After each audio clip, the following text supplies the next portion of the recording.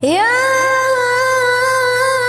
أيها الذين آمنوا اتقوا الله وقولوا قولا سديدا يصلح لكم أعمالكم ويغفر لكم ذنوبكم ومن يطع الله ورسوله فقد فاز فوزا عظيما.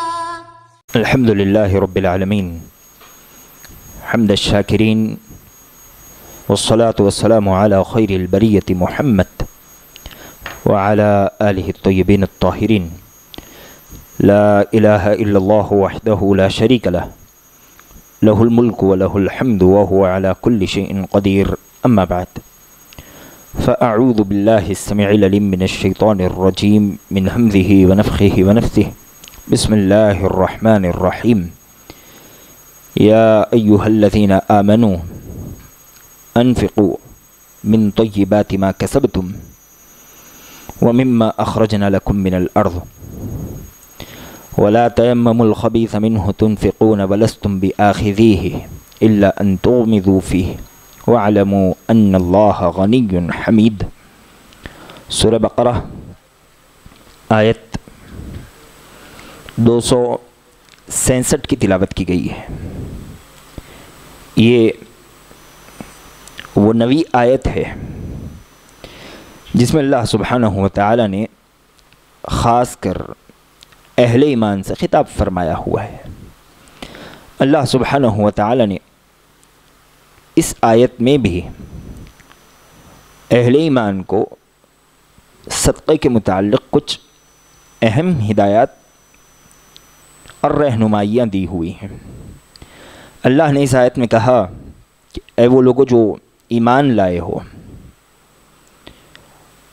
تم جو کماتے ہو اور جو کچھ ہم نے تمہیں عطا کیا ہوا ہے اس سے پاک چیزیں خرچ کیا کرو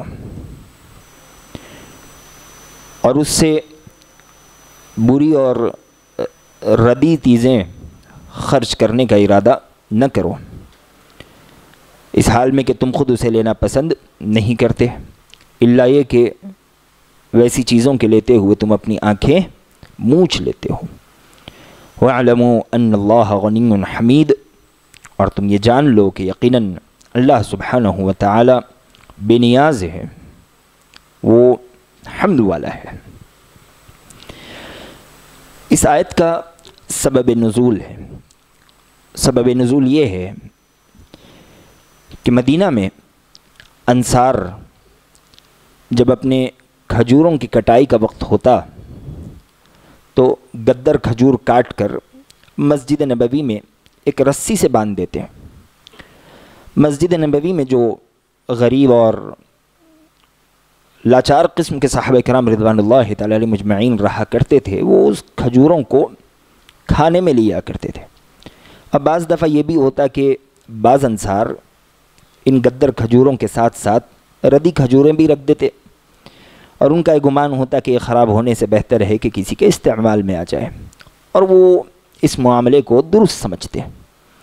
اللہ سبحانہ و تعالی نے ایسے صدقے سے انہیں منع کر دیا۔ اللہ سبحانہ و تعالی نے کہا کہ جو پاک چیزیں ہیں اور جو بہتر مال ہیں اسے صدقہ کیا کرو، وہ اللہ سبحانہ و تعالی کی راہ میں عطا کیا کرو۔ یہ وہ چوتھی ہدایت ہے جو صدقے کے متعلق اللہ سبحانہ و تعالی نے اہل ایمان کو دی ہوئی ہے۔ پچھلی آیت میں اللہ سبحانہ و تعالی نے اہل ایمان کو صدقے سے متعلق 3 اہم رہنمائیاں عطا کی تھیں۔ پہلی رہنمائی یہ تھی کہ تم جب صدقہ کرو تو احسان نہ جتاؤ۔ دوسری رہنمائی تھی کہ صدقہ کرتے وقت سامنے والے کو تکلیف نہ دو، نہ تو زبانی تکلیف دو اور نہ ہی بدنی تکلیف دو۔ تیسری رہنمائی تھی کہ صدقہ کرتے ہوئے ریاکاری اور دکھاوے کا شکار نہ ہو، اور یہ چوتھی رہنمائی ہے کہ اللہ سبحانہ و تعالی نے کہا کہ اچھی چیزیں اللہ سبحانہ و تعالی کی راہ میں دیا کرو، خبیث چیزیں، ردی چیزیں، بیکار چیزیں صدقے کے طور پر اللہ سبحانہ و تعالی کی راہ میں مت نکالنا۔ اللہ نے کہا انفقوا من طیبات، جو چیزیں اچھی ہیں وہ چیزیں صدقہ کیا کرو۔ اب طیب دو چیزوں میں ہوتا ہے، ایک چیز حلال ہو اور حلال ہونے کے ساتھ ساتھ اچھی بھی ہو. ضروری نہیں کہ ہر حلال چیز اپنے اعتبار سے بہتر ہو. مثال کے طور پر کھجوروں ہی کی بات لے لیجئے. کھجور حلال ہے لیکن اگر ردی ہو تو اسے طیب نہیں کہا جا سکتا. اس میں کیڑ آ جائے, اس میں بو آ جائے, وہ طیب نہیں ہوتی. اللہ سبحانہ و تعالی نے حلال صدقے کا حکم دیا اور حلال کے ساتھ ساتھ طیب صدقے کا حکم دیا. جو چیزیں طیب ہو, بہترین ہو, جو تم خود کے لیے پسند کرتے ہو, وہ اللہ سبحانہ و تعالی کی راہ میں صدقے کے طور پر نکالا کرو. کیوں؟ اللہ کے نبی علیہ السلام نے کہا ان اللہ طیب ولا يقبل الا طیبہ. اللہ سبحانہ و تعالی طیب ہے, پاک ہے, اور وہ طیب چیزوں ہی کو پسند کیا کرتا ہے, قبول کیا کرتا ہے. جو چیزیں طیب نہ ہو, پاک نہ ہو, حلال نہ ہو, صدقے کے طور پر انہیں اللہ کی راہ میں نکالا جائے, اللہ سبحانہ و تعالی کو ایسی چیزوں کی ضرورت نہیں ہے. یہیں سے وہ بات بھی سمجھ آئی کہ بہت سے لوگ اوروں کو ٹھگتے ہیں, دوسروں کے حقوق مارتے ہیں, اور یہ چوری کا اور ڈاکہ کا پیسہ اللہ سبحانہ و تعالی کی راہ میں خرچ کرتے ہیں, اور وہ سمجھتے ہیں کہ بڑے نیکی کا کام ہے. ہم دیکھیں بہت سی مساجد کی تعمیر ایسے ہی لوگوں کے ذریعے ہوتی ہے جنہوں نے اوروں کو کچل کر اپنا گھر بنایا ہو, جنہوں نے دوسروں کے نوالے چھین کر اپنی تجوریاں بھری ہوئی ہوں. ایسے لوگ اللہ سبحانہ و تعالی کی راہ میں بڑھ چڑھ کر صدقہ کرتے ہوئے ہمیں نظر آئیں گے. تو وہ مال جو حلال نہ ہو, اللہ سبحانہ و تعالی اس مال کو قبول نہیں کیا کرتا. اللہ سبحانہ و تعالی صرف حلال مال ہی کو قبول کرتا ہے. اب یہاں ایک مسئلہ ہے کہ ہمارے پاس ایسا مال موجود ہے جو حلال نہیں ہے, تو اس مال کا کیا کیا جائے؟ تو ایسے مال کی دو شکلیں ہوتی ہیں. پہلی شکل یہ کہ آپ نے ایسا مال اس ناحیے سے اور اس طریقے سے حاصل کیا کہ اس کا مالک اس سے راضی نہیں تھا. مثال کے طور پر چوری کا مال ہے, ڈاکے کا مال ہے, دھوکے کا مال ہے, یا اسی طرح ظلم و زیادتی سے سامنے والے سے کھینچا ہوا مال ہے. یہ مال تو وبال جان ہے. تو ایسے مال کو مالک تک واپس لوٹا دینا لازم ہے, ضروری ہے, اگر ہم اپنی آخرت بہتر بنانا چاہتے ہوں تو. وگرنہ اللہ کے نبی علیہ السلام نے کہا کہ اگر کوئی کسی کی ناحق ایک مسواک کی کاڑی بھی لے لے, ایک مسواک کی کاڑی, نبی علیہ السلام نے اس مسواک کی کاڑی کا تذکرہ کیا, قضیبا من اراک, ایک مسواک کی کاڑی لے لے, اور جس سے لیا ہو وہ اس سے راضی نہ ہو, اللہ سبحانہ و تعالی اس ایک مسواک کے کاڑی کے عوض اس انسان کو جہنم میں داخل کر دے گا. تو کتنا مال آج لوگ کھائے ہوئے ہوتے ہیں, انہیں احساس تک نہیں ہوتا. تو جس کسی کے پاس ایسا مال ہے جو اس کے مالک کے نہ چاہتے ہوئے اس کے پاس آیا ہو, تو ضروری ہے کہ وہ مال اس کے مالک کے پاس لوٹا دیا جائے. اگر مالک باحیات نہیں ہے, وہ فوت ہو چکا ہے, تو اس کے ورثاء تک وہ مال پہنچا دے یا پھر اس کے نام سے صدقہ کر دے. دوسری شکل ہوتی ہے کہ مالک راضی ہوتا ہے لیکن وہ مال حلال نہیں ہوتا. جیسے رشوت کے پیسے ہیں, دینے والے نے رضامندی سے دیے ہوں. سود کے پیسے ہیں, دینے والا راضی ہوتے ہوئے دیا ہو, تو ایسا مال بھی حلال نہیں ہوتا. ایسے مال کو آدمی اپنے پاس نہ رکھے بلکہ وہ اللہ سبحانہ و تعالی کی راہ میں دے دے. اور علماء کہتے ہیں کہ یہ مال جب آدمی اللہ کی راہ میں دے گا تو اس خرچ کرتے وقت اس کی نیت ثواب کے حاصل کرنے کی بھی نہیں ہوگی, اس لیے کہ مال طیب نہیں ہے. اللہ سبحانہ و تعالی طیب مال پر ہی انسان کو ثواب دیا کرتا ہے. اللہ سبحانہ و تعالی نے کہا انفقوا من طیبات ما کسبتم, پاک مال خرچ کیا کرو. کس چیز سے؟ ما کسبتم, جو کچھ تم کماتے ہو. انسان چار چیزوں کے ذریعے کمایا کرتا ہے. ایک زراعت یعنی زمین جوتنا, دوسرا صنعت, کوئی چیز بنانا جیسے لکڑہارا ہو, لوہار ہو, یا اسی طرح بہت سی کاریگریاں انسان کے پاس ہوتی ہیں. تیسری چیز ہوتی ہے تجارت, یا پھر ہوتی ہے ملازمت کہ آدمی کہیں کام کر لے. تو یہ چار چیزوں سے انسان اس دنیا میں مال کمایا کرتا ہے. جو کوئی مال اس کے پاس آ جائے, اللہ سبحانہ و تعالی نے کہا کہ اس مال سے اگر تم خرچ کرنا چاہتے ہو تو تمہیں بہتر سے بہتر چیز خرچ کرنی چاہیے. یہ تو بات ہوئی ما کسبتم کی, یعنی جو تو جو کچھ تم کماؤ اس سے اچھی چیز خرچ کرو۔ اللہ سبحانہ و تعالی نے ایک دوسری راہ بھی بتائی کہ جہاں سے انسان کو خرچ کرنا چاہیے، وہ کیا؟ مما اخرجنا لکم من الارض، ایک جو کچھ تم کماتے ہو اس سے بھی خرچ کرو، اور دوسرا جو کچھ ہم تمہارے لیے زمین سے نکالتے ہیں اس سے بھی خرچ کرو۔ اللہ سبحانہ و تعالی زمین سے انسانوں کے لیے 3 چیزیں نکالتا ہے۔ نمبر 1 پھل میوے وغیرہ، اس کی زکوٰۃ اللہ نے مقرر کی ہوئی ہے۔ زکوٰۃ سے بڑھ کر بھی اگر کوئی انسان اس میں صدقہ کرنا چاہتا ہے تو اس کے لیے ضروری ہے کہ بہتر سے بہتر چیز انسان صدقہ کرے، جیسا کہ انصار کا معاملہ تھا۔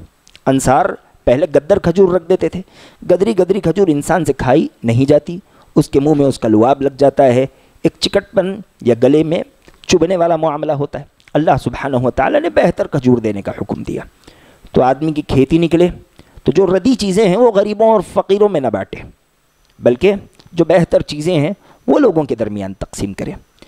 دوسری چیز جو اللہ سبحانہ و تعالی زمین سے نکالتا ہے وہ ہے معادن یا معدنیات، یعنی زمین سے سونا چاندی وغیرہ جو نکلتے ہیں، اس کے نکالنے میں آدمی کو بڑی محنت کرنی پڑتی ہے، اس کا بھی اللہ سبحانہ و تعالی نے نصاب مقرر کر رکھا ہے۔ تیسری چیز ہوتی ہے رکاز۔ رکاز کہتے ہیں کہ آدمی نے گڈھا کھود دیا اور اس کے ہاتھ کوئی خزانہ لگ گیا۔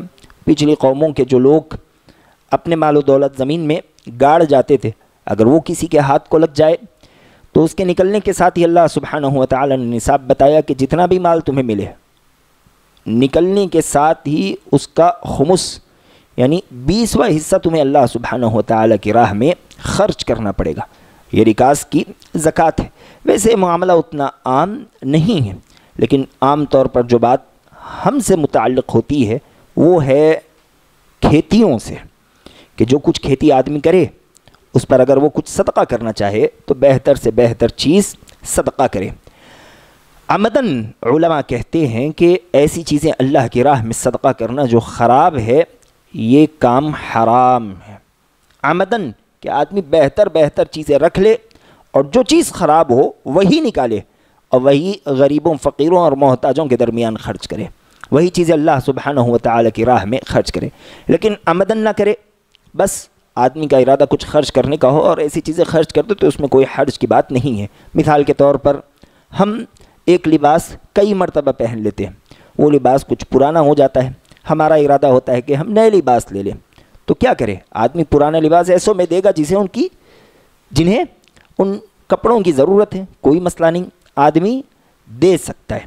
لیکن ایک معاملہ ہمارے معاشرے میں ایسا بھی ہے کہ عمدن ہم ایسی چیزیں لوگوں کے درمیان میں صدقہ کرتے ہیں، زکوٰۃ کے طور پر نکالتے ہیں جو حد درجے حقیر ہوں۔ آپ بازار میں نکل جائیں، آپ کو کئی دکانوں پر یہ لکھا ہوا ملے گا کہ زکوٰۃ کی ساڑیاں یہاں ملتی ہیں۔ اور کیسی ساڑی؟ 150 روپے کی ساڑی، 70 روپے کی ساڑی، 110 روپے کی ساڑی، آدمی ذرا پکڑ کر کھینچے تو اوپر سے نیچے تک پھٹ جائے۔ زکوٰۃ کے کپڑے یہاں ملتے ہیں، زکوٰۃ کے کرتے پیجامے یہاں ملتے ہیں، نعوذ باللہ۔ ایسا صدقہ حرام ہے، اصلاً حرام ہے۔ آدمی وہ صدقہ کرے جو بہتر ہو، جو درمیانہ ہو۔ حد درجہ حقیر چیزیں اللہ سبحانہ و تعالی قبول نہیں کرتا۔ اللہ سبحانہ و تعالی کو ہمارے مال و دولت کی ضرورت نہیں۔ اللہ نے حکم دیا لن تنالوا البر حتی تنفقوا مما تحبون، تم اس وقت تک نیکی نہیں پا سکتے، مطلب جنت میں داخل نہیں ہو سکتے، حتی تنفقوا مما تحبون، یہاں تک کہ جو چیز تمہارے نزدیک محبوب ہے تم اسے اللہ سبحانہ و تعالی کی راہ میں خرچ نہ کر دو۔ جیسے ہی آیت ابو طلحہ انصاری رضی اللہ تعالیٰ عنہ سنتے ہیں، وہ اللہ کے نبی علیہ السلام کے پاس پہنچتے ہیں، کہتے ہیں کہ اللہ کے نبی علیہ السلام، کیا آپ بیروحہ نام کا باغ جانتے ہیں؟ یہ مدینہ کا بڑا مشہور باغ تھا، بڑی اعلیٰ قسم کی کھجور نکلتی تھی۔ خود نبی علیہ السلام اگر موقع ہوتا تو اس باغ میں بیٹھتے، کھجوریں تناول کرتے۔ اس باغ میں میٹھے پانی کا چشمہ تھا، نبی علیہ السلام وہ پانی بھی نوش فرماتے۔ نبی علیہ السلام نے کہا کہ بیروحہ کو کون نہیں جانتا ہے؟ ابو طلحہ انصاری رضی اللہ تعالیٰ عنہ کہنے لگے کہ اللہ کے نبی علیہ السلام آپ گواہ رہیے، آج میں اپنا یہ باغ اللہ سبحانہ و تعالیٰ کی راہ میں صدقہ کرتا ہوں۔ نبی علیہ السلام نے کہا کہ یہ کیا معاملہ ہو گیا، کیوں صدقہ کرنے نکلے ہو اور سارا کا سارا باغ؟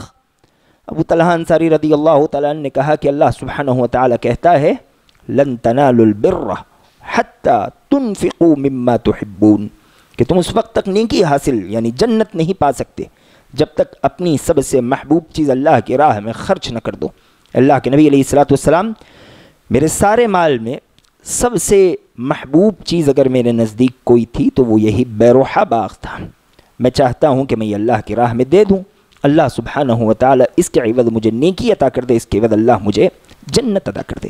صحابہ کرام رضوان اللہ تعالیٰ علیہم اجمعین کی یہ خواہش تھی، اور جیسا کہ 2 روز قبل ابی بن کعب رضی اللہ تعالیٰ عنہ کا واقعہ آپ کے سامنے بیان کیا گیا، زکوٰۃ لینے پہنچے تو زکوٰۃ میں چھوٹا اونٹ پڑ رہا تھا، لیکن مالک چاہتا تھا کہ پہلی مرتبہ نبی علیہ الصلوۃ والسلام کا عامل میرے پاس آیا ہے تو ایسا اونٹ دوں جو کچھ کام کا ہو، جوان اونٹ ان کے حوالے کروں، لیکن عامل چھوٹے اونٹ کے لینے سے انکار کر رہا تھا۔ معاملہ نبی علیہ الصلوۃ والسلام کے پاس پہنچا، نبی علیہ الصلوۃ والسلام نے بڑا اونٹ قبول کر لیا، اور کچھ روز بعد یعنی کچھ وقت بعد جب ابی بن کعب رضی اللہ تعالیٰ دوبارہ اس آدمی کے پاس زکوٰۃ کے لیے پہنچے تو جب آپ نے اس کے مال کا حساب لگایا تو 30 جوان اونٹ زکوٰۃ کے طور پر اس کے مال سے نکالے گئے۔ اتنی برکت اللہ سبحانہ و تعالیٰ نے اس انسان کے مال میں دی۔ یہ کب ہوتا ہے؟ جب آدمی خوش دلی کے ساتھ بہتر سے بہتر چیز اللہ سبحانہ و تعالیٰ کی راہ میں خرچ کرے، وگرنہ جو ڈنڈی مارنے کی کوشش کرے بہتر سے بہتر چیزیں اپنے لیے رکھ لے، اللہ سبحانہ و تعالیٰ کی راہ کے لیے ردی چیزیں نکالے، تو ایسی چیزیں اور ایسے صدقات اللہ کے نزدیک قبول نہیں ہوتے۔ اللہ سبحانہ و تعالیٰ نے اس کی وجہ بھی بتائی۔ اللہ نے کہا وَلَسْتُمْ بِآخِذِهِ، تم یہ چیزیں دوسروں کو دے رہے ہو، یہی چیزیں اگر تمہیں دی جائیں تو تم کیا قبول کرو گے؟ یہ جو زکوٰۃ کی ساڑیاں اور زکوٰۃ کے کرتے پیجامے، زکوٰۃ کے شرٹ شلوار دوسروں کو دیے جاتے ہیں، اگر یہی کپڑے پلٹ کر ہمارے گھر آ جائیں تو کیا ہم میں سے کوئی انسان اسے پہن سکتا ہے؟ سیدھا سوال ہے، کوئی پہن سکتا ہے؟ وہ چیزیں جو ہم اوروں کے لیے صدقات کے طور پر نکالتے ہیں، پلٹ کے ہمارے مکان آ جائیں تو کیا ہم ان کا استعمال کر سکتے ہیں؟ نہیں کر سکتے۔ وَلَسْتُمْ بِآخِذِهِ، اللہ نے کہا تم خود اسے نہیں لوگے، تم خود نہیں لوگے۔ مفسرین نے ایک معنی یہ بھی بیان کیا کہ جب تم کسی کو قرض دیتے ہو اور قرض لوٹانے والا اگر اس میں کچھ کمی کرو تو تم اس سے سیدھے کہہ دیتے ہو کہ اس مال میں کمی ہے، میں اس مال کو نہیں لے سکتا جب تک تم مجھے پورا نہ ادا کر دو، الا ان تغمضوا فیہ۔ اللہ نے کہا اگر کوئی تمہیں دے بھی دے، نہ چاہتے ہوئے ایسی چیزیں تمہارے ہاتھ آ جائے تو تم آنکھ بند کر کے لوگے، ایسی چیزوں کی طرف دیکھنا بھی تمہیں پسند نہیں ہوگا۔ جو چیز تمہیں پسند نہیں وہ چیز تم اللہ کی راہ کے لیے پسند کرو، جو چیز تمہیں پسند نہیں وہ چیز تم اور مسلمانوں کے لیے پسند کرو۔ شریعت اسلامیہ نے ہمیں ایک بڑا عظیم قاعدہ دیا ہوا ہے۔ نبی علیہ الصلوۃ والسلام کہتے ہیں، انس بن مالک رضی اللہ تعالیٰ عنہ راوی حدیث ہیں، لا یؤمن احدکم حتی یحب لاخیہ ما یحب لنفسہ، تم میں سے کوئی انسان اس وقت تک حقیقت میں مومن نہیں ہو سکتا جب تک وہ اپنے مسلمان بھائی کے لیے وہی پسند نہ کرے جو وہ اپنے لیے پسند کرتا ہے۔ ہمیں پسند ہے کہ ہمارے لیے بہتر چیزیں ہوں تو ہم اپنے مسلمان بھائی کے لیے بھی بہتر سے بہتر چیزیں نکالنے کی کوشش کریں۔ اگر ہم اپنے مسلمان بھائی کے لیے وہی پسند کرنے لگ جائیں جو ہم اپنے لیے پسند کرتے ہیں تو یہ اچھے مسلمان ہونے کی دلیل ہے۔ ابو ہریرہ رضی اللہ تعالیٰ عنہ کہتے ہیں، نبی علیہ الصلوۃ والسلام نے مجھ سے کہا احب للناس ما تحب لنفسک تکن مسلما، ابو ہریرہ جو تم اپنے لیے پسند کرتے ہو اپنے مسلمان بھائی کے لیے بھی پسند کرنے لگ جاؤ، پھر تم مسلمان ہو جاؤ گے۔ اور اس سلسلے میں ایک اور روایت، اللہ کے نبی علیہ الصلوۃ والسلام کہتے ہیں، من احب ان یزحزح عن النار ويدخل الجنہ فلتدرکہ منیتہ وهو مؤمن باللہ والیوم الآخر ویأتی الناس الذی یحب ان یؤتی الیہ۔ نبی علیہ الصلوۃ والسلام نے کہا کہ جو انسان یہ پسند کرتا ہے کہ وہ جہنم سے بچا لیا جائے اور جنت میں داخل کر دیا جائے، تو اس کے لیے ضروری ہے کہ وہ ایسے حالت میں مرے کہ وہ اللہ سبحانہ و تعالی اور آخرت کے دن پر ایمان رکھتا ہو، ایک کام۔ دوسرا کام کہ وہ لوگوں کے ساتھ ویسا ہی معاملہ کرے جیسا معاملہ وہ خود کے ساتھ پسند کرتا ہو۔ جو انسان یہ 2 کام کر لے، اللہ پر، آخرت کے دن پر ایمان رکھے، لوگوں کے ساتھ ویسا ہی رویہ رکھے جیسا رویہ وہ اپنے لیے پسند کرتا ہو، نبی علیہ الصلوۃ والسلام کہتے ہیں کہ ایسا انسان جہنم سے بچا لیا جائے گا، ایسا انسان جنت میں داخل کر دیا جائے گا۔ اور یزید بن اسلم رضی اللہ تعالیٰ عنہ کہتے ہیں کہ اللہ کے نبی علیہ الصلوۃ والسلام نے ایک روز مجھ سے سوال کیا اتحب الجنہ، کیا تم جنت پسند کرتے ہو، جنت میں داخلہ چاہتے ہو؟ میں نے کہا نعم یا رسول اللہ کے نبی علیہ الصلوۃ والسلام کون نہیں چاہتا، میں بھی چاہتا ہوں۔ نبی علیہ الصلوۃ والسلام نے کہا فأحب لأخیک المسلم ما تحب لنفسک، اگر تم جنت میں جانا چاہتے ہو اپنے مسلمان بھائی کے لیے وہی پسند کرو جو تم اپنے لیے پسند کرتے ہو۔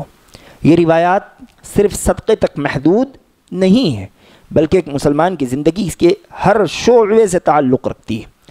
آپ کو جس طرح آپ کی عزت محبوب ہے، آپ اپنے مسلمان بھائی کی عزت کی بھی ویسی ہی حفاظت کیجیے۔ آپ کو پسند ہے کہ سامنے والا آپ کا جیسے استقبال کرے، آپ اپنے مسلمان بھائی کا ویسے ہی استقبال کیجیے۔